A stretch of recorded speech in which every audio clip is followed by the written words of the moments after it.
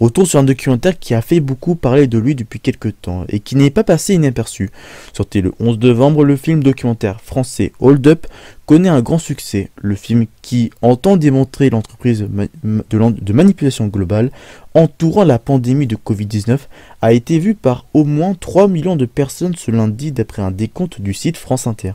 Le film de 2h43 rassemble une galaxie de sceptiques et d'experts en tout genre qui attaquent vigoureusement les mesures prises contre la crise du Covid-19 jusqu'à l'explication finale d'un complot mondial mêlant Bill Gates, les Big Pharma, Jack Attali ou encore le déploiement de la 5G.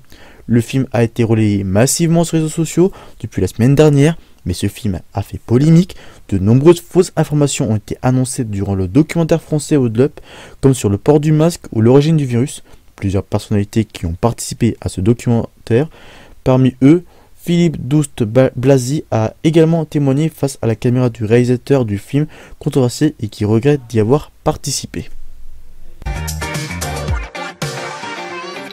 En effet, des membres des Gilets jaunes se sont introduits dans le hall d'entrée de Altis Campus, situé dans le 15e arrondissement, et qui regroupe les médias du groupe Altis, dont fait partie la chaîne de la TNT. Cette actualité a beaucoup été visionnée sur Twitter et montrée en direct sur Facebook, où on voit les Gilets jaunes vêtus de la célèbre chasuble entonnée « On est là » pour inciter d'autres manifestants à les rejoindre, en qualifiant BFM TV avec, je cite, de poubelle de l'information ou encore de médias collabos.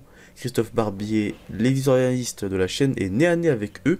Il a été chaleureusement accueilli par Jaune qui a crié à ses collègues « Cricri est là ». Les forces de l'ordre ont fini par intervenir pour évacuer le groupe de Gilets jaunes.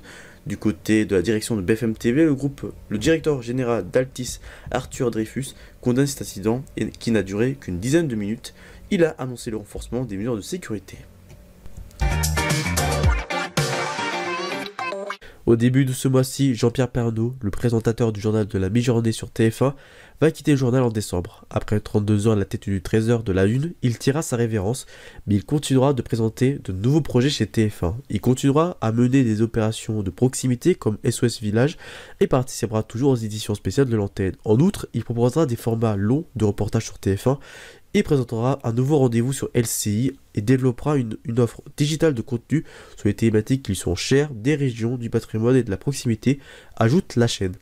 Le nom de son successeur sera Marie-Sophie Lacaro, qui était la présentatrice du journal de 13h de France 2, la chaîne concurrente, qui sera au 13h de TF1 en janvier 2021. Après cette info donnée par TF1, la présentatrice a été évincée du journal et c'est son joker Nathanaël de Raxin qui prend ce relais en attendant que Julien Bugier prend la place du titulaire du 13h à la rentrée de janvier 2021. Et sur le rachat de M6, alors que le groupe M6 a été racheté par RTL en mai 2017, plusieurs offres de rachat du groupe ont été déposées mercredi soir. Actuellement, TF1, Xavier Niel, Altis, Dianel Kretinsky et Vivendi, qui détient Canal+, auraient fait part de leur intérêt pour le groupe dirigé par Nicolas de Taverneau. Le groupe italien Mediaset est aussi de la partie. La deuxième info est sur le problème technique totalement inattendu qu'a eu TF1 et dans l'incapacité de diffuser le JT de 13h du jeudi 18 février 2021, présenté par Marie-Sophie Lacaro. Une rediffusion du reportage a été diffusée à la place. Le journal a pu être commencé après 40 minutes de retard afin de réparer le problème technique. Il s'agissait d'une erreur humaine d'après le Canard enchaîné. Avec cela, Julien Bugier et son 13h sur France 2 a pu enregistrer son meilleur score avec 5,38 millions de téléspectateurs, record aussi pour M6 avec 1,77 million de Français, alors que pour TF1, la chaîne enregistre son pire score avec 1,93 million de téléspectateurs. Samuel Etienne s'est trouvé un troisième boulot. Alors qu'il est présentateur du 6h Info sur France 2, de la matinale 6h30, 8h30 sur France Info et présentateur de Questions pour un champion sur France 3, il s'est mis sur la plateforme Twitch en lançant sa chaîne le 21 décembre 2020 et il est actuellement l'un des streamers les plus regardés au monde. Avec actuellement plus de 330 000 followers, il attire des milliers de spectateurs dans sa revue de presse du matin. La matinée Etienne est diffusée juste après sa matinale sur France Info aux alentours de 9h30 pour 1h30 de live. Cela permet de créer de l'interactivité entre le journaliste et les viewers qui, pour la plupart, ont délaissé la télé et tout ce qui touche l'actualité. Avec Samuel, Cela permet de prendre goût aux journaux papier. Il enchaîne aussi différents concepts, La Parole Etienne et le petit nouveau La Parole Etienne, où il a fait un carton en invitant François Hollande et qui a été diffusé lundi 8 mars 2021. Plus de 2h30 de direct avec un record de viewers, 84 000 personnes connectées au live. Il recevra demain à 18h le Premier ministre Jean Castex.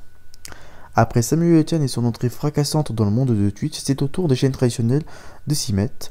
Leur but est de pouvoir toucher un nouveau public, principalement des jeunes, et d'avoir cette interactivité que propose Twitch. Actuellement, France Télévisions a diffusé une émission en direct On vous répond consacrée à la vaccination. D'autres médias comme Science et Avenir ou Ouest France y ont également des émissions. BFM TV s'y sont mis au début du mois. Les prochains sur la liste sont Arte et TF1. L'atout majeur de Twitch est sur l'interactivité entre celui qui présente le live et ses viewers qui regardent le live et de pouvoir échanger, ce qui n'est pas possible sur des chaînes traditionnelles. Maintenant, on verra dans les prochains mois si ce sera un échec ou une réussite pour eux. Fin d'Astromédia, merci de l'avoir suivi. L'info continue sur notre compte Twitter Groupe Info TV et les coulisses à retrouver sur notre compte Instagram.